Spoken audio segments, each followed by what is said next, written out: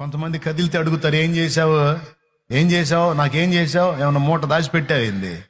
నోరుమి పెద్ద ఏదో సంపాదించినట్టు మాట్లాడతాను. తల్లిదండ్రులు చాలా తేలిగ్గా మాట్లాడే వ్యక్తులు ఉన్నారు. అలా మాట్లాడొద్దు నాన్న. ఒకవేళ ఇప్పటిదాకా తెలిసి తెలియక అట్లా ప్రవర్తిస్తే సరి చేసుకోండి. తల్లిదండ్రులు మంచి వాళ్ళు అయినా కాకపోయినా నీకు జన్మనిచ్చారు, జీవితాన్ని ఇచ్చారు.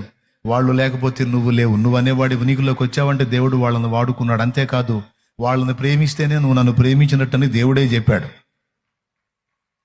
కొట్టకపోయినా పర్వాలేదు, ఇప్పుడు అది సమస్య కాదు. పాయింట్ తీసుకుంటే ధన్యులు. తల్లిదండ్రిని తృణీకరించవద్దు,